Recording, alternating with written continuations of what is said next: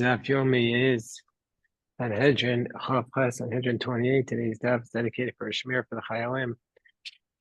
And Tzala for the Shvuyim and a Yeshua for Am Yisrael and this Eitz Torah. Daf Yomi is discussing how do we know that relatives are disqualified to testify against each other.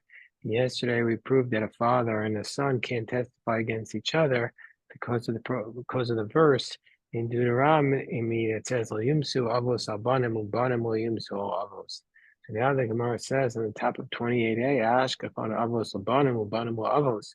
Okay, so we know a father can't testify against a son against the father. For sure, two fathers, i.e., two brothers, cannot testify against each other. And how do we know that their children also can testify against each other, i.e., first cousins? Gemara says, Could have just said al ben, my banim. Why does it say banim? That banim la'adadi. Even the first cousins cannot testify against each other. Says the Gemara, Ashkechan banim la'adadi. Okay, we know that first cousins can testify against each other. Banim la'alma, and how do we know that first cousins cannot testify about a third person, that they can't testify together about a third party? The Gemara says, Amarami Bar Hamas Varahu. Well, this is logical. The Tanya, Eino Edim Nasim Zomimashia Zumushnean. We know that witnesses cannot be considered Edim Zomim, witnesses who are impeached, until both of them are impeached. And if we want to say Banim La'alma, sharing that the two witnesses can testify about each other, Nimta Eid Zomim, if we want to say the two witnesses can testify about a third party, now let's say they are Eidim Zomim, Nimta Eid Zomim, Nerag, the Eidus Achim. Basically, it's going to come as a result of this that one of the witnesses, but as a result of their testimony, is killing either their brother or their cousin, and so therefore they're being killed as a result of their testimony of their relative. So therefore, they can't testify together against a third party. Rava says, I don't agree with your logic. He says to Rami Barham, according to your logic, that which we learned in the Mishnah, in Baba Basra, that in the Mishnah where it says there that let's say you want to prove who owns the property, you need to have a chazakah of 3 years. You need to have witnesses testify that he was on this property for 3 years. And let's say you have 3 brothers, they each testify to 1 of the years, and then there's a fourth person who combines with each of them for 1 of the years. He combines for 1 year with each of them. So we say under these circumstances, Hareyehu and Gimel Eidos, it's 3 separate testimonies. But they're only going to be considered like Eidim Zomim once all of them are impeached. So we see from here in Imta Eid Zomim Mishan Mamam Be'edus Achos, according to that, he's going to end up paying as a result of the testimony of his brother. And we see that it's not disqualified for that reason. Ela Hazama Ma'alma Ka'asi. And we say in that circumstance, the brothers are not making Eidim Zomim. It's coming from an external source. And Hachinami Hazama Ma'alma Ka'asi means to say an external source is making them Eidim Zomim, not their brother. They testified falsely with him, but the external source is what makes them the Eidim Zomim. So what's the source for the idea that relatives cannot testify together against a third party? So they could say uben al avos or inami heim al avos. My ubanim. Why to say lo yumsu avos al banim ubanim lo yumsu al avos? I feel banim la alma. That they can't even testify together against an external source, external party. Okay, we know that the relatives of the father are disqualified from testifying against each other. How about also relatives, maternal relatives? Avos trades in it. It says avos 2 times. Since we only need it once to tell us about the father's relatives, tell us about the mother's relatives. Okay, we know that you could testify, and you know how to testify against the relative to make him responsible. How do we know that you can't testify to make him meritorious? Says the Gemara, Yumsu trades him. It says Yumsu twice in the verse, and the so once is to make him responsible, the other is to make him acquitted. So the Gemara says, we know that Not allowed to testify for a capital case. For a monetary case, how do we know? One law for all of them. Mishpat hashaveh lachem. One law that's equal to all of you. Amar v'achai Abba will yoyedli. So now Rav Achi says, excuse me, not Rav Achi. What am I saying? Amar Rav. Rav says, Achi Abba will yoyedli. Rav says, the brother of my father is not allowed to testify against me. Who? He can testify, ubino, and his son can testify against me. V'chosno, and his son-in-law cannot testify against me. And afani lo aid ro, I can also not testify about him. Ani ubini v'chosni, not I, not my son, not my son-in-law. The Gemara asks the question, why is this the case? Haveli shlishi berishon. So why don't we say the distant? Why is Rav disqualifying his son to testify against his father's brother? That's going to be called 2 generations apart, and which is what's called a third generation to a first generation. His father's brother is called a Rishon, the 1 generation up. He's the 2nd generation, and his son is a 3rd generation. And so therefore it's a 3rd generation to a first generation. And so therefore, and so therefore, va'anan sheni b'sheni tanan, sheni b'rishon tanan. We say our Mishnah, what's prohibited is the 2nd generation against the 2nd generation, the first cousins. That's what's prohibited. But shlishi b'rishon lo tanan. But we don't learn in the Mishnah that a 3rd generation against the 3rd generation is prohibited. So the Gemara says, why is Rav disqualifying his son from testifying against his great uncle? So the Gemara says, "My chasno the katanim b'masnis," and that which it says in the Mishnah that you can't testify against his son-in-law, chasam beno. It refers actually to a 3rd generation. Now, when the Mishnah says achi abba ubeno chasno, it doesn't mean the son-in-law of his uncle, but rather it means the son-in-law of his first cousin, which is 3rd generation. And so from here we see that Rav is saying that 3rd generation against the 1st generation is disqualified. So the Gemara says, if that's the case, listening ben beno, well, why doesn't it say, if you want to say that 3rd generation is disqualified, why doesn't it teach us, why doesn't it say explicitly, more directly, the grandson? Usually that's how we say it. What's a 3rd generation to a 1st generation? It's a grandchild. So if that's the case, why doesn't it just say grandchild? Why does it have to say the son-in-law of the son? The Gemara says, Milsav Agav Orcha Kamash on the Balkation. No, it's teaching us Agav Orcha in a roundabout way. It's teaching us this idea that the husband is like the wife, meaning the son-in-law is like the same thing as his wife. And since his wife is prohibited, he's prohibited. The Gemara says, do you really want to say that the son-in-law in the Mishnah is the son-in-law of his son, meaning to say the son-in-law of his first cousin's son? Now, the Tani Rebbe Chia, what about the fact that Rebbe Chia taught Shmona Avos, that there are 8 primary relatives that are disqualified, Jane Esrim V'Abba, and all of these relatives combined to 24, because each one includes the family, its son, and its son-in-law. Now, according to Rav Shama, who says Chosno, it means to say that the son-in-law of his son, Hani Tlasim and Tartanav, it shouldn't be 24, it should be 32. So the Gemara says, okay, we have to go back to the Mishnah.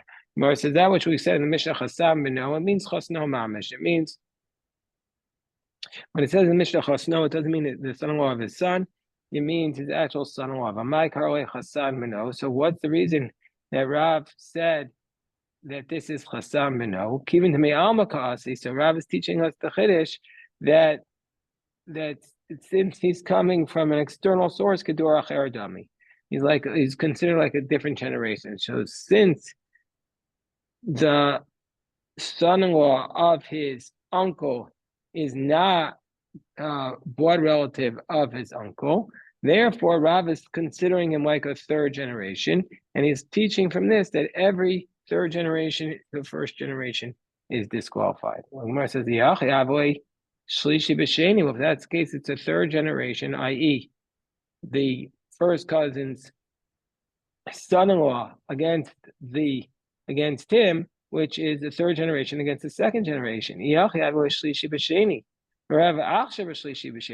And Rav himself allowed a third generation against the second generation because he said that his son cannot testify against his own uncle, which is a third generation to a first generation. But he says, my son against his first cousin's son, my son against my uncle's son, which is third generation against second generation, would be allowed. And so if that's the case, why can he not testify? Since the Mishnah says that, since the Mishnah says only a second to a first or a second to second, how does Rav also know to disqualify a third to a first? El Rav Damak Rebbe Lazar. So it must be that Rav is ruling like Rebbe Lazar, Titania, Rebbe Lazar, Omer, Kishem Shachiyaba lo Yaedli, just like my father's brother cannot testify against me. Who ubeno chasno, him, his son, and his son-in-law. Tach ben Achiyaba, so to my uncle's son, lo Yaedli, who beno chasno cannot testify against me. He, his son, and his son-in-law. And we see from here that it's also a shlishi against the sheni is also disqualified. Gemara says vakati avalei shlishi b'sheni. Whereas Rav Achshar shlishi b'sheni. Okay, so fine. Rebbe Lazar is disqualifying a third generation against second generation, but Rav himself allows it. So Gemara says Rav Rav holds like Rebbe Lazar in one area that he says that a third generation and first generation is disqualified, but he disagrees with him. The Rebbe Lazar disallows third generation against second generation, but Rav says it's kosher. My time in the Rav, what's the reason that Rav disqualifies the third generation against the first generation? Meaning to say the extra vav is l'rabos doracher, that includes the third generation against the first generation. Rebbe Lazar says al banim amar Rachmana psui de avos shadi abanim, and Rebbe Lazar says also third generation to a second generation is disqualified because he says l'yumsu avos al banim, and the Torah is basically throwing the disqualifications of the father on the children, meaning to say all the relatives that the father is disqualified, he also disqualifies his son. And so since third generation is disqualified for first generation, it's also disqualified for the second. Amar Rav Nachman. So Rav Nachman says, Achi chamosi lo yaedli. My mother-in-law's brother cannot testify against me, and ben achi chamosi, the son of my mother-in-law's brother, lo yaedli, cannot testify against me. Ben achos chamosi, the son of my mother-in-law's sister, lo yaedli. Vitana tuna, and all of this was taught in the Mishnah, because we learned in the Mishnah, Bala choso, your husband's sister, meaning his sister's husband, Ubala chos aviv, and his father's sister's husband, Ubala chos imo, and his mother's sister's husband, Heinu b'nei and v'chosneim, they their sons and their sons-in-law cannot testify against me. And that's exactly what Rav Nachman is saying. Amar Vashiki Avinim be'ula, when we were in the base medrash of Ula, Ibayon, he asked us, Achi chamav ma'u, what about the brother of your father-in-law? Is he going to be allowed? Uben achi chamav, and the son of your father-in-law's brother, ma'u, ben achos chamiv ma'u, and the son of your father-in-law's sister. Amrlan, achiv v'achi aviv, Amrlan, Tinisua, we learned this in the Mishnah, achiv v'achi aviv, v'achimo, heinu b'nei v'chosnein. It's explicit in the Mishnah. And so much so, we even wonder, what is even the question?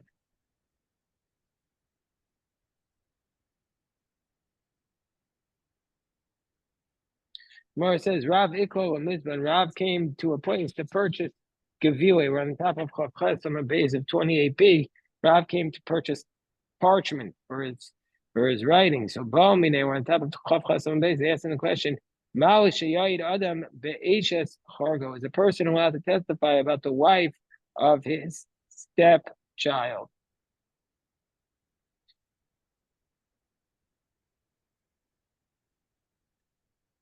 So, Besura Amra, in Surah they taught Balka Ishto. He said, of course not. A husband is like his wife. Since you can't testify against the husband, you can't testify against the wife.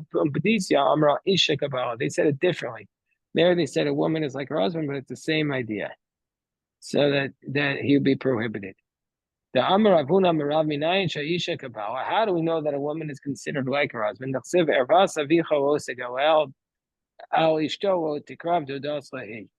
You're now allowed to reveal the nakedness of your father's brother to his wife. You're not allowed to come close. She is your aunt. Well, she's not your aunt. Technically speaking, she's the wife of your uncle. She's not your aunt. But we call the Isha Kabbalah. We see from here the woman is like her husband. Gemara says, what about the fact that it says in the Mishnah that the son of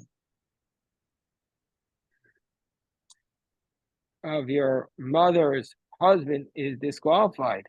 The Gemara says, "Bino hainu achav." What do you mean? Your mother's husband's son is your brother, because why is it, we assume that it's the same mother. So no, we're not talking about a case of the Mishnah that it's your actual brother. We're talking about a case that your mother's husband has a different son. He has a different son, meaning to say, he has a son who has a maternal brother, and he has a different brother. And he has a son from a different wife. So basically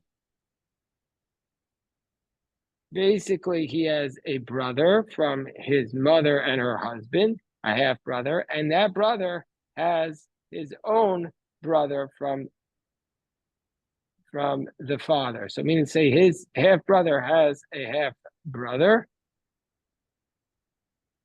And so we see from here, the brother of your brother is going to be prohibited. Rav Chisda said, no, the brother of your brother is permitted. He said, didn't you hear this teaching of Rabbi Yirmiyah? He said, I never heard it.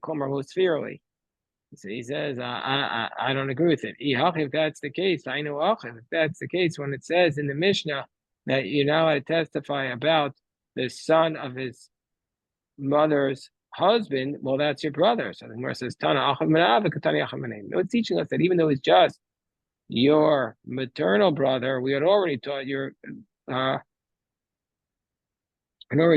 paternal brother, but now we're teaching us also your maternal brother is prohibited. Or your maternal brother is not prohibited. Amar Chisda, Avi Chatan v'Avi Kala. So the Mechutanim, father of the groom and the father of the bride, me'idin zelzeh. They can testify. V'odamu adadi ela ki achla v'dana. They're not related. What's it like? It's like putting a pot or cover on a barrel that's not similar to the barrel. Means it's not a good fit. They're not related to each other. You could testify against them. Against the Mecholim. Amar Abba Bar Barchana, Meir Adam Ishto Arusa. So a man is allowed to testify about his wife when she's just betrothed. She's his fiance. She's just through the first stage of the marriage. Amar Avina Lo Amar Olafu Mina. When do we say that you could testify about her to get the money from her, to take money away from her? Meaning to say, because then he's hurting himself. But to give her extra money, he's not going to be believed. To testify on her behalf, he's not believed. It's not the case. Not the case. It doesn't matter whether he's trying to give her money or take it away. He's not believed. What was your svara to say that he's allowed to testify against her? Because maybe on certain cases, there with respect to certain things, he's not married. The Amar Ishto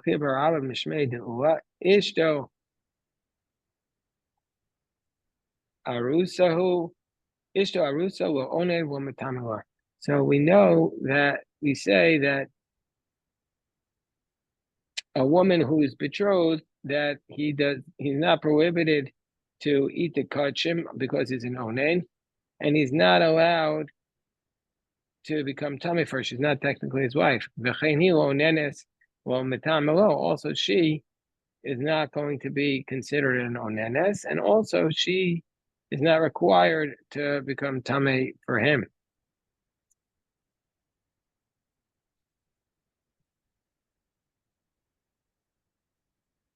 That's right. Technically speaking, a woman is never prohibited to become tamei for a female kohenet. But here we're talking about saying that she's not required to become tamei for him. So the Gemara says, Mesa Eno Yorsha, and so too if she dies, he doesn't inherit her.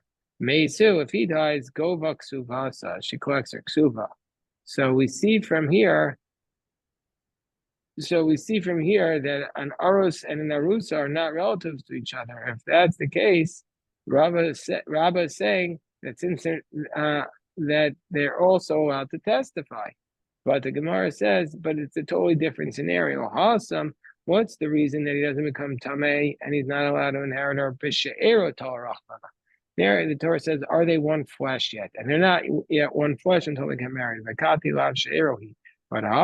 here in this case,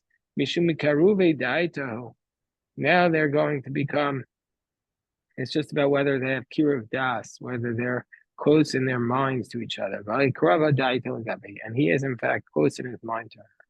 So we said in our Mishnah that you're allowed to testify, that you are prohibited to testify about Chorgo Avado, the stepson, but just alone. So the Gemara says, what about Chorgo, the stepson, Levado? He alone is prohibited, but the son or the son-in-law of the stepson, he's allowed to. That's the position of Rabbi Yehuda. Rabbi Yossi Omer Giso, a person against his sister's husband, he alone is prohibited, but his son-in-law and son are kosher. Betanya Idach, an alternative source says Giso Avado, just the Giso alone is disqualified, but the son-in-law and the son are not disqualified. Whereas Rabbi Yehuda Omer Chorgo, whereas Rabbi Yehuda says just the stepson is prohibited. So the Gemara is saying, my kamar, what are these brises saying? If you want to say that this is what it's saying, that Rabbi Yehuda in the first brise is saying, Chorgo Avado, that the stepson alone is prohibited, and also the brother-in-law alone is just alone himself prohibited. And Rabbi Yossi is saying that the brother-in-law alone is prohibited, and so to the stepson, and there's no dispute between Rabbi Yehuda and Rabbi Yossi, but each one is bringing a different relative as the source, but it's the same one for the other one. It can't be. And who is our Mishalim, which it says this brother-in-law, you're prohibited on his son and his son-in-law, and the stepson is just him, money, lo Rabbi Yehuda, lo Rabbi. So it can't be that Rabbi Yehuda and Rabbi Yossi are not arguing. This is what it means. Chorgo Avado, the stepson alone is prohibited. Avogiso hu beno b'chasno. Rabbi Yehuda says in the first source that the stepson alone you can't testify, but the brother-in-law, the son and the son-in-law. Rabbi Yossi says the opposite. The brother-in-law alone you're disqualified against, but the stepson, it's he, his son and son-in-law. Gemara says it can't be. But come on, look Rabbi Yossi, look Rabbi Yossi. But in fact, Rabbi Yossi says there are 8 primary families, which are 24. It's not like either Rabbi Yossi or Rabbanan, because in our Mishnah there are 10 avos, and according to Rabbi Yehuda, Rabbi Chia did not count the stepson, so that's 9. According to Rabbi Yossi, he only counted the brother-in-law. Meaning, say he didn't count the brother-in-law, and so according to him, he also has 9. Whereas according to Rabbi Chia, he says 8. Who's he like? So the Gemara says, so this is what it must be. Chorgo Avado. The stepson alone is prohibited, but the brother-in-law, it's he, his son, and his son-in-law. He says, no, it's just the brother-in-law by himself, and for sure the stepson is just by himself. And then Masnisin Rabbi Yehuda, and our Mishnah that says that the brother-in-law is prohibited with his son and son-in-law is like Rabbi Yehuda, and the Brisa is like Rabbi Yossi. Because that just has 8 avos, and that's Rabbi Yossi. So I'm Rabbi Yehuda, I'm Shmuel, halachak Rabbi Yossi. He says the law is like Rabbi Yossi, who says that it's just The stepson by himself and the brother-in-law by himself. He matanta. So the Gemara says, what does Shmuel mean when he says laws like Rabbi Yossi? There was once a document of a gift document. Now the two brothers-in-law were signed on it. Sava Rabbi Yosef Achshure. Rabbi Yosef said, okay, we could still say it's kosher. Rabbi Yossi, because Shmuel, Rabbi Yehuda said the name of Shmuel, the laws like Rabbi Yossi in our Mishnah, who says that the only disqualification is somebody who can inherit it. And since the brother-in-law does not inherit, he's not disqualified. Why do you say it's Rabbi Yossi of our Mishnah who says the brother-in-law is allowed? Rabbi Yossi the Bryce or the possible case. So maybe it's Rabbi Yossi of the Bryce who says the brother-in-law is not allowed. So says, don't say that. Shmuel, because Shmuel said, who is his brother-in-law is disqualified? Could go on Ano Pinchas Davine Achai Vegisi. Maybe what Shmuel says, who is disqualified? Me and Pinchas, because he's my brother, but he's also my brother-in-law, because they married two sisters. So we see from this, the brother-in-laws in general would be permitted, and that's like our Mishnah. And so he ruled like Rabbi Yossi of our Mishnah says that a brother-in-law is permitted. The Gemara says, no, not necessarily. Maybe he was saying, who's prohibited? Me and Pinchas, and he's prohibited because of his brother-in-law. So Rabbi Yossi basically accepted the words of Abaye that Shmuel is ruling like the position of Rabbi Yossi of the Bride said that a brother-in-law is prohibited. So he says to him, go do, since the witnesses are disqualified, take this document and hand it over, and you'll acquire it through the property through what's called a kinyan masira, through witnesses about the handing it over. Rebbe Lazar, like Rebbe Lazar, who says that the property is acquired through the witnesses that see it being handed over, not the witnesses on the contract. And of course, says that's not going to work because Amar Rabbi Abba, Moder Rebbe Lazar, even though Rebbe Lazar says you only need witnesses to it being handed over, he himself would admit if the document itself had a internal problem, it was forged, then if the witnesses were totally false, then we can't rely upon it. So when Rabbi Yosef heard this from Abaye, he said to the person who got the gift, Zil, go out of here. They're not allowing me to give it to you. There's nothing I can do about it. Okay, so that's today's daf. I know it's very technical, a lot of laws about relatives, but this is the Gemara. Shkoyach.